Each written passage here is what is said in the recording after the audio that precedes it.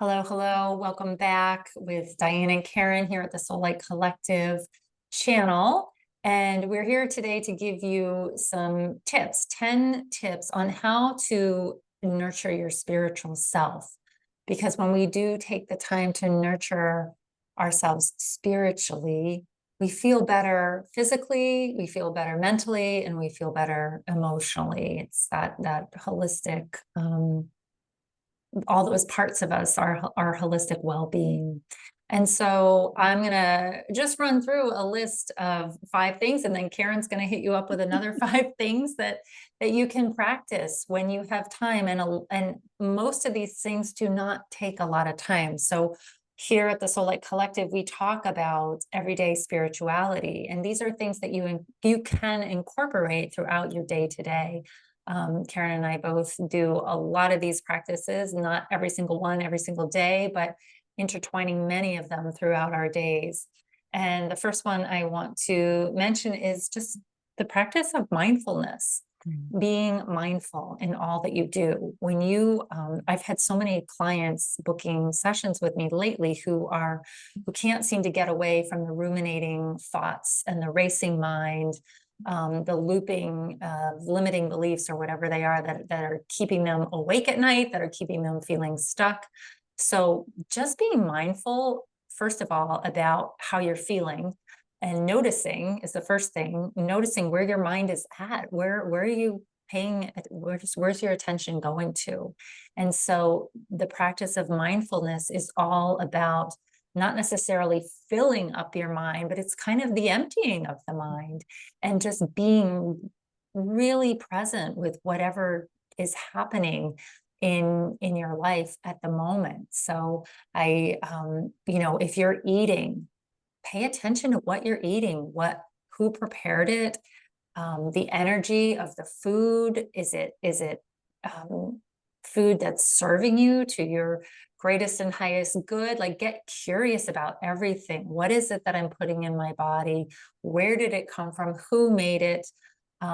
If you're driving your car, just turn off the radio and drive in silence and pay attention to what you see. Obviously you want to keep your eyes on the road, but allow your senses to engage more in all that you are doing, listening to your breath, listening and making eye contact with those who you're speaking with. So the list goes on and on about that, but that's the first one is mindfulness. The second tip I have for you is the practice of gratitude. The practice of gratitude really does change our attitude, and it also elevates our frequency, our energetic frequency. It cultivates feelings of love and appreciation and joy in our hearts, which change our vibrational frequency that we're vibrating at. And so again, it's first being mindful. Well, what am I grateful for? Even if it's writing down 3 to 5 things in the morning or before you go to bed and reflecting on what those are. And even if it's the same things every day, that's okay. You are still cultivating that practice of joy and love and appreciation towards other people, towards material things, towards all of creation. So I encourage you to practice gratitude. Number 3 that I have is to surrender. And what does that mean, to surrender? Surrendering means to accept what is happening in the moment and trust that everything is going to work out. Surrender is releasing control and giving it up to a higher power. Again, it's that trust, it's that having faith. It is not trying to swim upstream or trying to, figure things out on your own and just sort of like you're treading water, right? It's just allowing the universe to carry you, being in that flow of energy and trusting again in spirit. The next one is the practice of movement, mindful movement. And that could be an active breath work practice. That could be yoga. That could be Tai Chi. These are all energetic practices, or Qigong, or dancing, and just getting that stuck energy in your body flowing and moving out in order to clear your energetic centers and your energetic channels. Put on your favorite music, even if you're at home. You don't have to go to a class. You don't have to spend money doing this. There's plenty of YouTube videos you can tune into.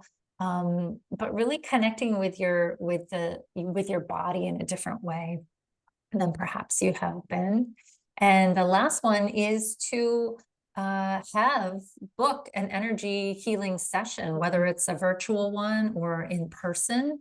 If you're new to energy work, there's plenty of information on our channel as well as on the internet about energy healing, energy work, Reiki.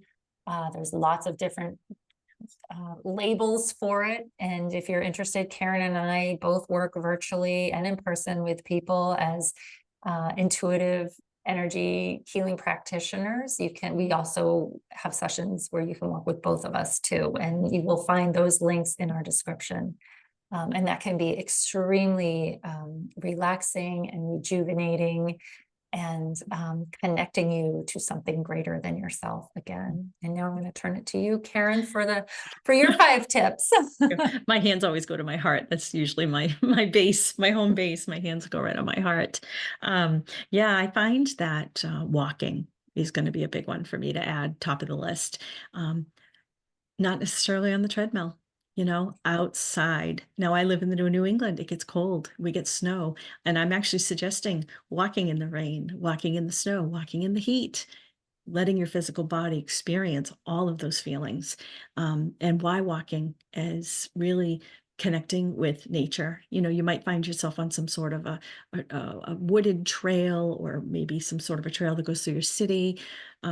Those seem to be popping up, and you're not necessarily on the ground, but you're with the trees, right? There's animals. There's usually bunnies who go across the trails, and they're out there, and it's really getting you more in a walking meditative state, and allowing you to be connecting with the sound of the birds, right? It's kind of like a multi-level walking. That's my favorite. Like, I need to go for a walk. And then I'm going to follow that up with my favorite, which is high frequency music.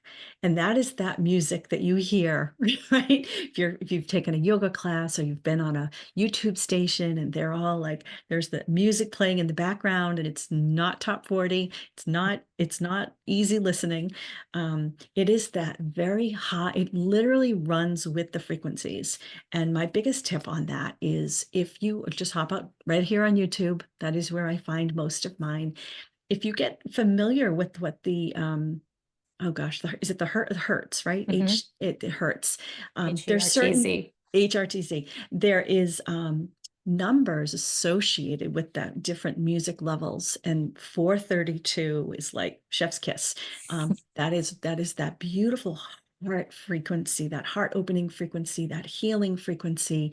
Pop the headphones on, or better yet, just turn it on and listen to it as you go throughout your day. And noticing how you feel. You might be like humming along with it. You might be just kind of blending your body in a little bit with it. You might want to lay down and turn on a much higher frequency and go into meditative space with that. Binaural beats, like, these are all these things you hear, and you're like, what is that? How am I supposed to do that? Start playing with it. They're so supportive. And if you do the yoga classes, you'll hear that they switch the music at the end, and you're like, what, like, why does this music like send me to a different state? I feel it's such a supportive part of it. I'm going to move on to writing. Have you ever just sat down with the pen and the paper? And that can be doodling, that can be just automatically writing words, that can be intention setting to write a question at the top of your paper, and being in a more still state and allowing words to come through. There's so much so much wisdom that can be brought through you whether you think I don't do that, you can do it. Like, there's just allowing yourself. So many of my friends have notebooks filled with doodles, and then they go back and they look at it later, and there's symbols that come through, and there's messages that come through this. It's almost like writing or art. It's allowing your hand to move. Um, um, to create. It's like a creative state. That's where I want to go with that. That is a big one. I do a lot of that. That can be journaling for yourself in the morning. You can be the person who likes to just journal on. Diane had mentioned gratitude. You may just want to be writing that down at the end of the day. 3 things I was grateful for today. 3 things, something I love. Here's my most perfect suggestion. Something I loved, something I was grateful for, and something I forgive, right? Just if you wrote those Beautiful. 3 things every day, imagine how much more the next morning when you wake up, how much more your heart will be open. That's where I want to say. And then inspire, off of writing, like there's other people who do these, they're writing, they're doing, you can be reading inspirational works. You can be listening to podcasts of people being inspired and bringing that positive listening into your day. I love YouTube channels. We've created one. I love to listen. There's so many beautiful creators.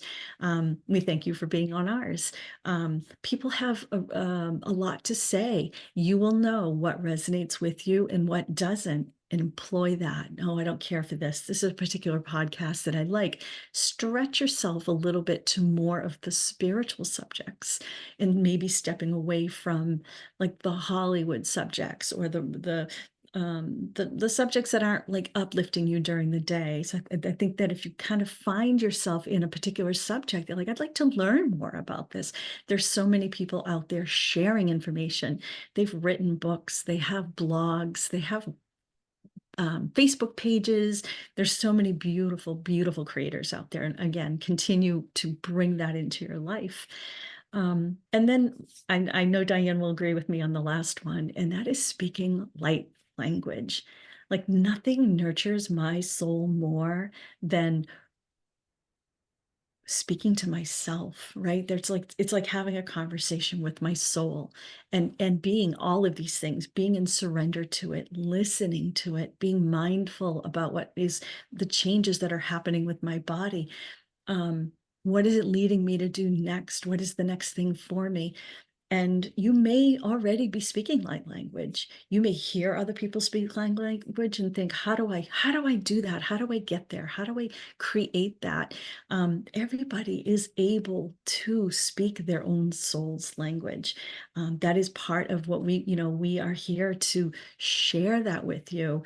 And, what we're doing is we're not special, right? We may do it uniquely, but we're not special. We're here with open hearts. You can open your heart and you can speak your language. And I know that when I am alone and my language comes through, that is probably the most heart-centering, spiritual nurturing thing I can do for myself. So so if you have questions about light language, leave them below and we can start addressing them. We would love to bring you along on this journey just a little bit deeper.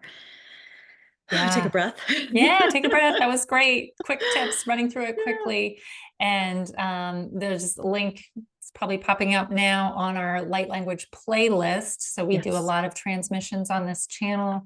Light language is channeled. It is a frequency. It's not a language the mind understands, but it is it's felt in the heart and in the body, and it is the language of the soul. So we encourage you to check those out and like this video if it resonates. Subscribe to our channel, share it, and we are so glad you're here. Thank you so much for joining us, and we hope, let us know in the comments which ones you find helpful, or maybe maybe you have your own spiritual practices that we didn't mention that are nurturing you. So please add it in the comments, and we'll see you soon. Thank you.